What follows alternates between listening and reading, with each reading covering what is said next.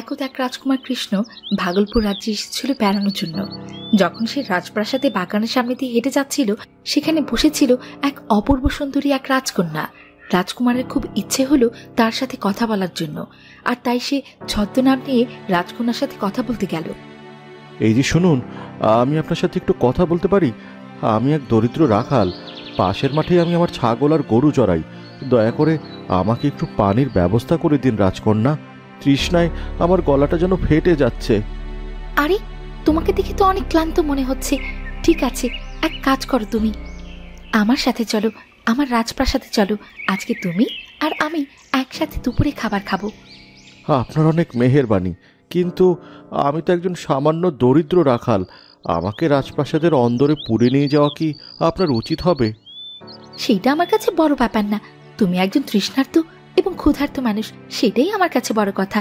আর তাই আজকে আমি তোমাকে নিজের হাতে রান্না করে খাওয়াবো। আমার বাবা তার রাজ্যের সবাইকে সমান চোখে দেখে, ধনী গরিব কখনোই ভেদাভেদ করেন না। আর তাই আমিও তার মেয়ে হয়ে কখনোই ধনী গরিবের বৈষম্য করা একদম পছন্দ করি না। এরপর রাজকন্যা পদ্মাবতী কৃষ্ণকে নিয়ে রাজমহলে ভেতরে গেল এবং অনেক মজার মজার খাবার রান্না করে খাওয়ালো। আরে বাহ, রাজকুমারীর রান্নার হাত তো অসাধারণ। আপনার এই রান্নার কথা আমার সারা জীবন মনে থাকবে। তাই নাকি?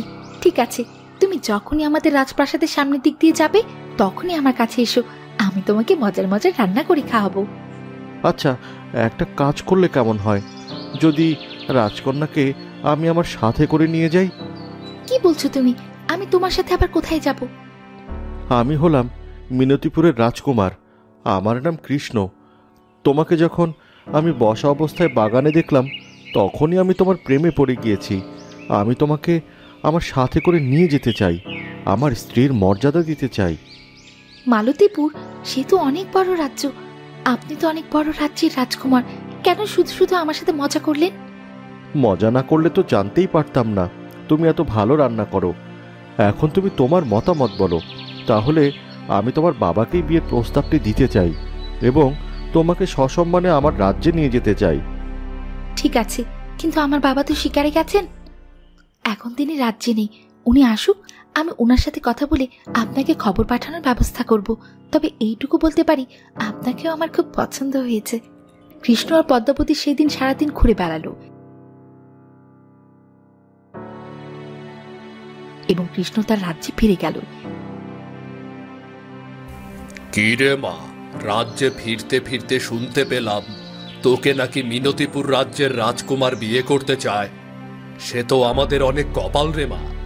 মিনতিপুর অনেক বড় রাজ্য, সেখানকার সাম্রাজ্য অনেক বিস্তৃত। তুই যদি সেখানকার রানী হোস তাহলে আমার মতো খুশি আর কেউ হবে না রে। আপনি ঠিকই শুনেছেন বাবা, সেখানকার রাজকুমার আমাদের রাজ্যে এসেছিল। তিনি আমাকে পছন্দ করেছেন আর বলেছেন আপনার কাছে বিবাহের প্রস্তাব পাঠাবেন। আপনি যদি এই বিয়েতে রাজি থাকেন তাহলে তাকে আসার জন্য খবর পাঠান। কি বলছিস? এ তো আমাদের ভাগ্য রে। আজকেই রাজকুমারকে খবর পাঠাচ্ছি এবং আমাদের রাজ্যে আসার জন্য নেমন্ত্রণ করছি। এরপর পদ্মাবতী অধীর আগ্রহে অপেক্ষা করতে লাগলো রাজকুমারের জন্য। কিন্তু এরপর প্রায় 3 মাস কেটে গেল, কিন্তু মিনতিপুর থেকে কোনো উত্তর এলো না। হঠাৎ করে একটা চিঠি এলো এবং সেখানে জানানো হলো রাজকুমার পদ্মাবতীকে বিয়ে করতে পারবে না। কাঁদিস না মা, হয়তো রাজকুমারের সাথে বিয়ে তোর ভাগ্যে নেই। তুই ওকে ভুলে যা মা, আর আমরা তোর জন্য নতুন করে পাত্র দেখব। কেন আমার সাথে এমন কেন হলো মা? তিনি কেন আমার জীবন এলেন আর আমাকে কেন বিয়ে করতে রাজি হয়েও আবার পিছপা হয়ে গেলেন? আমি তো কিছুই বুঝতে পারছি না। আর তোমরা বরাবর আমার বিয়ের কথা বলো না। আমার বিয়ের উপর থেকে বিশ্বাস উঠে গেছে, আমার মন ভেঙে গেছে মা। আমি আর কাউকেই বিয়ে করতে চাই না।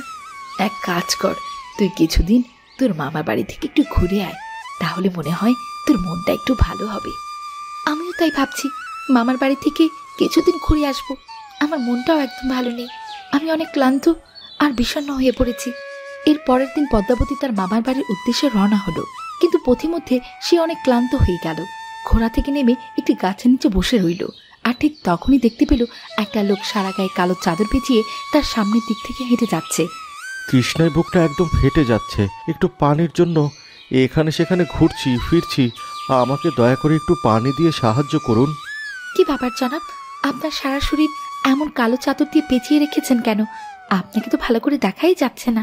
তাছাড়া তীব্র গরমে আপনার নিশ্চয়ই অনেক কষ্ট হচ্ছে। আসুন, আপনার চাদরটা সরিয়ে দিই।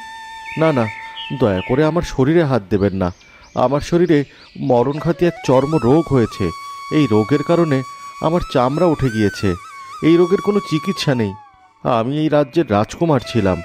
এই অসুখের কারণে আমি রাজ্য থেকে চলে এসেছি।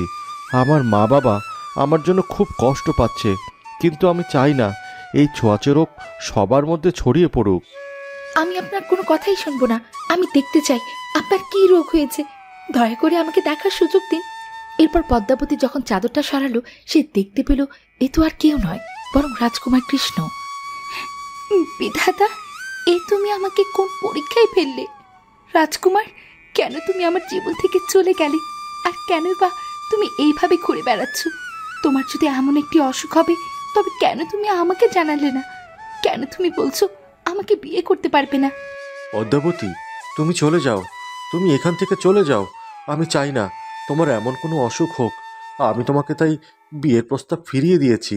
আমি জঙ্গলে বাকিটা জীবন কাটিয়ে দেব। তুমি চলে যাও, চলে যাও পদ্মাবতী। আমি এই কখনই হতে দেব না। আমি তোমাকে ছেড়ে কোথাও যাব না। আমি তোমাকে সুস্থ করেই তুলব।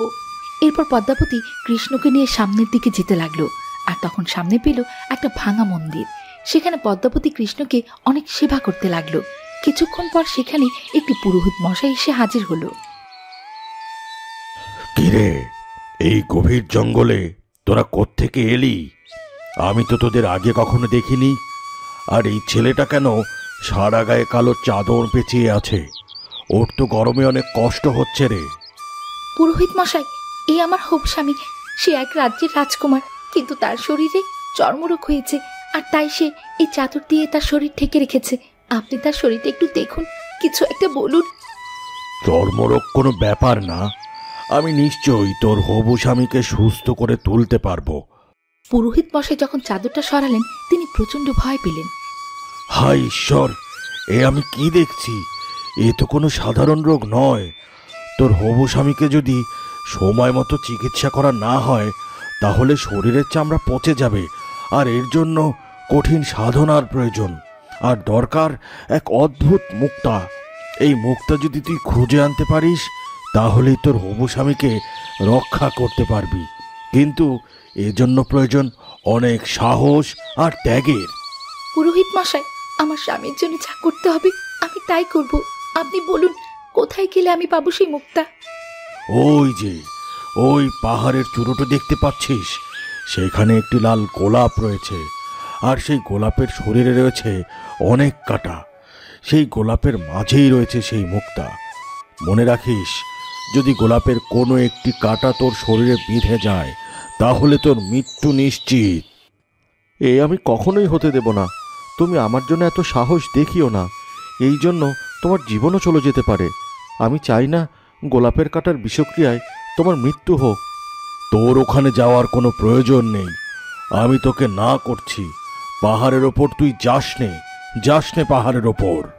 আমার হবু স্বামীকে বাঁচানোর জন্য যতটুকু সাহস দেখানো দরকার আমি দেখাবো। আমি সেই পাহাড়ের উপরে উঠবো, আর নিশ্চয়ই সেই মুক্তা নিয়েই আসবো। এরপর পদ্মাবতী কারো কথাই শুনল না। সে পাহাড়ের উদ্দেশ্যে রওনা দিল। দিনের পর দিন, মাসের পর মাস কেটে যেতে লাগলো। এদিকে 3 মাস কেটে যাওয়ার পর পদ্মাবতী দেখতে পেল একটা পাহাড়, কিন্তু এই পাহাড়ের উপর উঠতে তার প্রচন্ড কষ্ট হলো। সে যখন পাহাড়ের চূড়ায় উঠল, সে একদম নিস্তেজ হয়ে গেল, আর সামনে দেখতে পেল একটি গোলাপ গাছ। কি রে মেয়ে, তুই তো অনেক ক্লান্ত হয়ে গেছিস। কি জন্য এসেছিস এই পাহাড়ের উপরে? আমাকে একটু দয়া করো গোলাপ গাছ, তোমার গোলাপ ফুলের ভেতর থেকে আমার মুক্তাটা দিয়ে দাও। আমার স্বামী খুব অসুস্থ, তার শরীরে চর্মরোগ হয়েছে। তোকে গোলাপ ফুলের মুক্তা দিতে আমার তো কোনো অসুবিধা নেই, কিন্তু তুই যদি এই মুক্তা ছিঁড়তে গিয়ে কাঁটা বেরিয়ে ফেলিস, তাহলে তোর মৃত্যু নিশ্চিত। তুই কি এত বড় সাহসের একটা কাজ করতে পারবি? আমি এক অভাবী রাজকুমারী গোলাপ গাছ। বিয়ের স্বপ্ন দেখতে না দেখতেই আমার স্বপ্ন সব ভেঙে গেছে। আমি তাই এই ঝুঁকিটা নিতে চাই। সাহস করে হলেও আমি সেই মুক্তাটা সংগ্রহ করতে চাই। এরপর পদ্মাবতী গোলাপ ফুলের মাঝখান থেকে সেই মুক্তাটা নিয়ে গেল। ভাগ্য তার সহায় ছিল না। হঠাৎ করে সে তার গায়ে একটা কাঁটা বিঁধিয়ে ফেলল। সে চিৎকার করে যন্ত্রণায় ছটফট করতে লাগলো, কিন্তু আর এক মুহূর্ত দেরি না করে সে মুক্তাটা নিয়ে চলে এলো রাজকুমারের কাছে। এসেছো পদ্মাবতী, তুমি ফিরে এসেছো। আমি ভেবেছি তুমি আর কখনোই আমার কাছে ফিরে আসবে না, ফিরে আসতেই পারবে না। এসেছি রাজকুমার, এই নাও মুক্তা, এই দিয়ে তুমি তোমার চিকিৎসা করো। কিন্তু দেখো, আমি আমার হাতে একটা কাঁটা বিঁধিয়ে ফেলেছি। বিষক্রিয়ায় আমার শরীরের সব রক্ত নীল হয়ে গেছে। কিছুক্ষণের মধ্যে আমি মারা যাব। তুমি সুখে থেকো রাজকুমার। এরপর সেই সাহসী রাজকন্যা রাজকুমারের কোলেই মারা গেল। রাজকুমার সম্পূর্ণ সুস্থ হয়ে রাজ্যে ফিরে গেল, কিন্তু সেই রাজকুমার সেই সাহসী রাজকন্যাকে মনে রেখে অন্য কাউকে কখনোই বিয়ে করেনি।